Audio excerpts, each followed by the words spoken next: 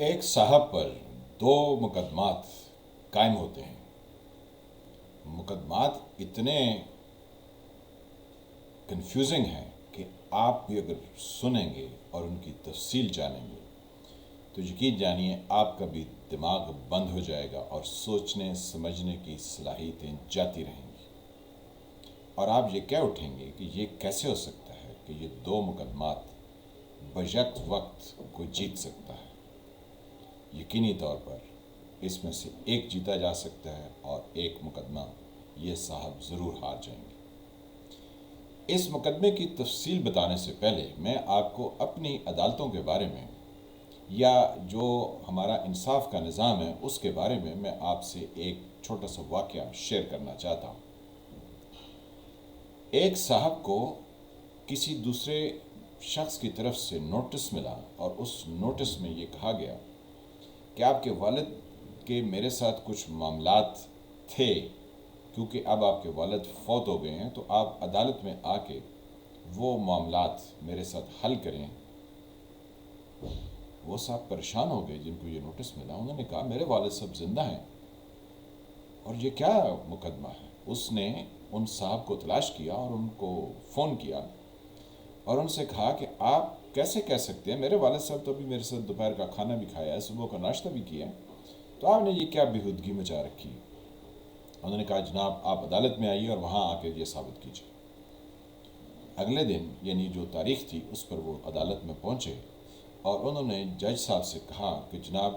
یہ میرے والد صاحب زندہ سلامت میرے ساتھ کھڑے ہیں اور ان کا یہ مقدمہ جھوٹا ہے۔ جج صاحب نے فائل کو دیکھا اور کہا جناب ان صاحب نے سرکار کا تصدیق شدہ ڈیتھ سرٹیفکیٹ لگایا ہوا ہے اور اس فائل میں شہادت کے مطابق آپ کے والد صاحب انتقال فرما چکے۔ اب آپ اپنے والد صاحب کے زندہ ہونے کا ثبوت لے کر آئیے تو پھر آپ کی بات سنی جا سکتی ہے، اس سے پہلے نہیں۔ یعنی سامنے زندہ کھڑا انسان کچھ نہیں ہے، ایک کاغذ کا ٹکڑا لانے کی ضرورت ہے، کیونکہ ایک صاحب نے کاغذ کا ٹکڑا جمع کرا دیا کہ یہ صاحب انتقال کر گئے۔ اب اس شخص کا مقدمہ جس کا ذکر آپ نے تھم نیل پر دیکھا کہ اس کے اوپر ایک دوشیزہ نے الزام لگایا کہ اس شخص نے اس کے ساتھ زیادتی کی ہے اور وہ انصاف چاہتی ہے۔ ان صاحب نے جب یہ نوٹس یعنی جب ان کو یہ نوٹس ملا تو یہ پریشان ہو گئے کہ یہ کیسے ہو گیا، میں تو ایک شریف آدمی ہوں اور مجھ پر یہ کیسا گھناؤنا الزام اس دوشیزہ نے لگایا ہے۔ وہ مختلف وکیلوں کے پاس گئے اور بہت طو کرتے رہے اور یہ ڈسکس کرتے رہے کہ اس مقدمے کے ممکنہ نتائج کیا ہو سکتے ہیں۔ خیر وہ ذہن میں ایک صاحب کو اپنے لیے وکیل منتخب کر چکے تھے اور گھر کو واپس لوٹے کہ چلیں کل پرسوں ان وکیل کے ساتھ تمام معاملات ڈسکس کریں گے، ان کو پیمنٹ دیں گے یعنی ان کی فیس ادا کریں گے اور مقدمے کی تیاری کریں گے، کیونکہ الزام تو ان پر لگ چکا ہے اور وہ کیس عدالت میں۔ جب یہ گھر پہنچے تو ان کو پتہ چلا کہ ایک اور نوٹس ان کا منتظر ہے۔ اس کے لیے وہ اگلے دن صبح اس ڈخانے گئے یا اس سینٹر پہ گئے جو نوٹس رکھتا تھا یا جس نے نوٹس دینا تھا، کیونکہ ڈاک کے ذریعے آیا تھا۔ تو جب وہ گئے تو وہ اس نوٹس کو ریسیو کر کے پریشان ہو گئے، کیونکہ ان کی جو وائف تھیں وہ کچھ دن قبل اپنے میکے تشریف لے گئی تھیں، تو اب یہ نوٹس ان کی وائف نے ان کو بھجوایا تھا اور اس میں خلا کا مطالبہ کیا گیا تھا۔ خلا کا مطلب کیا ہے کہ خاتون کسی آدمی کے ساتھ نکاح میں نہیں رہنا چاہتی ہے، اس کے ساتھ اپنی شادی برقرار نہیں رکھنا چاہتی ہے، اور خامند اگر انکار کر دے کہ وہ اس کو ڈائیورس نہیں کرے گا تو خاتون کے پاس جو راستہ اویلیبل ہوتا ہے وہ عدالت میں جاتی ہے اور وہاں سے وہ ڈگری حاصل کرتی ہے کہ اس کے نکاح کو یعنی اس کو ختم کر دیا جائے۔ بہرکیف یہ صاحب نوٹس دیکھ کر بہت حیران ہوئے اور پریشان ہوئے اور انہوں نے اپنی بیوی کو فون کیا، جس پر اس نے کسی طرح کا کوئی جواب نہ دیا اور اس نے کہا کہ عدالت میں آپ اپنا موقف پیش کریں، آپ فون پر یہ بات مت کریں۔ اگلے دن جناب یہ صاحب اسی وکیل کے پاس پہنچ گئے جن کو یہ پہلے مقدمے کے لیے منتخب کر چکے تھے، اور ان سے سارا ماجرا اپنی ساری رودات بیان کر دی۔ وکیل نے جب سنا تو پہلے تو وہ اپنا سر پکڑ کر بیٹھ گیا اور اس نے کہا کہ یہ کیسے 180 ڈگری پر دو مختلف مقدمات ہیں اور دونوں ایک دوسرے کی کنٹروڈکشن ہیں۔ لیکن پھر تھوڑے جب اس کے حواس بحال ہوئے تو اس نے کہا میرے موکل یعنی میرے کلائنٹ، آپ ان میں سے ایک مقدمہ تو لازمی جیتیں گے اور ایک مقدمہ ہار جائیں گے۔ اب آپ کون سا مقدمہ جیتیں گے اور کون سا ہاریں گے، آپ اس کا فیصلہ کریں۔ اس نے کہا میں کیسے فیصلہ کروں؟ انہوں نے کہا جناب دو مقدمات ہیں، ایک میں آپ پر الزام ہے کہ آپ نے زیادتی کی اور دوسرے میں آپ پر الزام ہے کہ آپ کی جو زوجہ ہیں انہوں نے جس بنا پر خلا کے لیے اپلائی کیا ہے اور جو آپ ان کی کاپی میرے پاس لے کر آئے ہیں اس میں خلا کی صرف ایک ہی ریزن دی ہوئی ہے کہ آپ پہلے تو آپ کی وائف نے آپ کی بڑی تعریفیں کی ہیں اس مقدمے میں کہ آپ ان کا خیال رکھتے ہیں، آپ ان کے لیے پاکٹ منی دیتے ہیں، آپ ان کی ہر طرح سے یعنی جو آپ پر ذمہ داریاں ہیں وہ آپ ساری ادا کرتے ہیں، لیکن آپ ان کے ساتھ حق زوجیت ادا نہیں کر سکتے، یعنی آپ امپورٹنٹ ہیں، آپ مرد نہیں ہیں، تو انہوں نے اس وجہ سے آپ سے خلا کے لیے یہ مقدمہ کیا۔ تو یہ سن کر تو ان صاحب کے آسانی خطا ہو گیا کہ یہ میری وائف نے میرے اوپر کیا مقدمہ کیا، یہ تو اس دشیزہ کے بالکل اپوزٹ ہے۔ تو انہوں نے وکیل صاحب سے کہا جی وکیل صاحب مجھے آپ کی بات سمجھ آ گئی کہ میں کون سا مقدمہ ہاروں اور کون سا جیتوں، اس لڑکی کے ساتھ تو میں نے کوئی زیادتی نہیں کی، تو بہتر ہے کہ میں اپنی بیوی کے خلا کے حق میں سب چیزیں تسلیم کر لوں، تو جب اس کا خلا ہو جائے گا تو دوسرا مقدمہ تو آٹومیٹیکلی ختم ہو جائے گا، کیونکہ اس میں تو کوئی چیز اس طرح کی ثابت نہیں ہوگی۔ تو وہ اس چیز پر مطمئن ہو گئے کہ چلیں کم از کم بدنامی کے داغ سے تو وہ بچ گئے۔ اب مقدمہ چلتا ہے، تھم نیل میں یہ تو ذکر ہے کہ اس کی اگلی ڈیٹ مئی کی ہے، لیکن اس میں ایک اور چیز آپ سے کمیونیکیٹ کرنی ہے، وہ میں تھوڑی دیر میں کرتا ہوں۔ پہلے آپ اس پورے مقدمے کے اس کا فیصلہ بھی ہوتا ہے، اس کی ردات بھی آپ پوری سن لیں، پھر مئی میں کون سی تاریخ ہے اور کون سا مقدمہ ہے وہ اس سے جڑا ہوا۔ مقدمہ چلتا ہے، مقدمے میں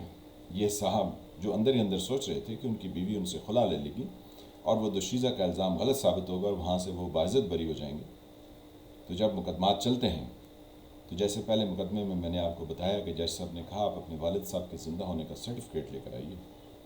تو یعنی قانونی پیچیدگیاں ہر جگہ پر ہر موڑ پر مقدمات میں سامنے کھڑی ہوتی ہیں۔ تو یہ صاحب دونوں مقدمات ہار گئے، یعنی ان پر یہ الزام ثابت ہو گیا کہ انہوں نے اس دوشیزہ کے ساتھ زیادتی کی، اور دوسری طرف ان پر یہ ثابت ہو گیا کہ یہ مرد نہیں ہیں اور یہ اپنا حق زوجیت ادا نہیں کر سکتے، اس لیے ان کی وائف کو خلا عدالت نے دے دیا۔ اب آپ سوچ رہے ہوں گے کہ توبہ یہ کیسا ماجرا ہے، اب آپ کا ذہن بھی چکرا رہا ہوگا کہ کیسے ہو سکتا ہے، لیکن یہ عدالت میں ہوا۔ اب مئی 2022 میں اس کی تاریخ، یہ کیا ماجرا ہے؟ یہ ماجرا پی ٹی آئی سے جڑا ہوا۔ پی ٹی آئی نے دو مختلف مقدمات عوام کے سامنے اور عدالت کے سامنے رکھے۔ ایک مقدمے میں وہ کہتے ہیں کہ حمزہ شہباز جو کہ پنجاب کے چیف منسٹر منتخب ہوئے ہیں، اس میں ان کے گورنر صاحب کہتے ہیں کہ یہ انتخاب جعلی ہے اور یہ غیر آئینی ہے اور غیر قانونی ہے اور اس کو کسی صورت مانا نہیں جا سکتا، یعنی وہ کہتے ہیں کہ یہ انتخاب ہوا ہی نہیں، یہاں پر کوئی چیز ایسی نہیں جو قانونی ہے۔ چلیں جی، ایک مقدمہ یہ ہو گیا۔ دوسرا مقدمہ انہوں نے الیکشن کمیشن کے پاس پی ٹی آئی نے کیا ہوا کہ ان کے کچھ منحرف اراکین نے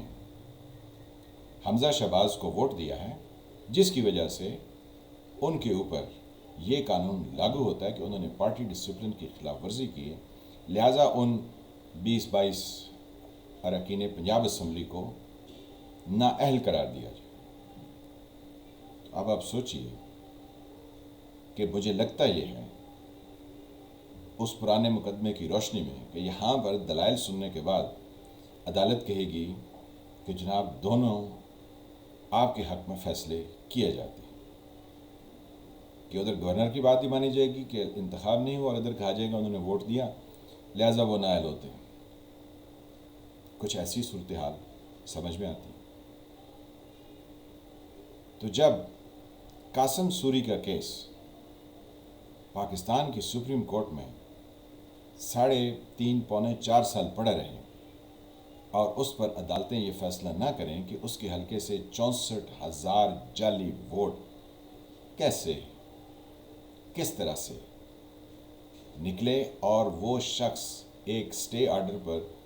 3.25 سال تک پاکستان کے آئین کے ساتھ کھلواڑ کرتا رہا اور قومی اسمبلی میں ڈپٹی اسپیکر کے طور پر بیٹھا رہا،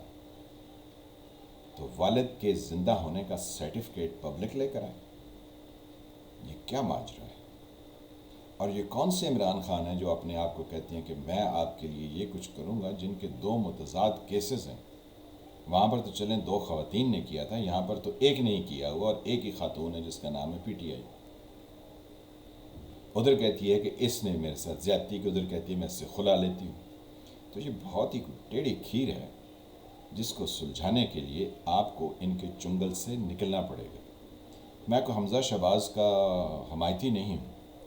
نواز شریف بھی اسی کام کے ہیں اور عمران خان بھی اسی کام کے ہیں، دونوں ایک جیسے ہیں۔ ان دونوں کے چنگل سے باہر نکل جائیں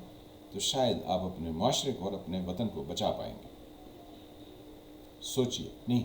بہت زیادہ سوچئے۔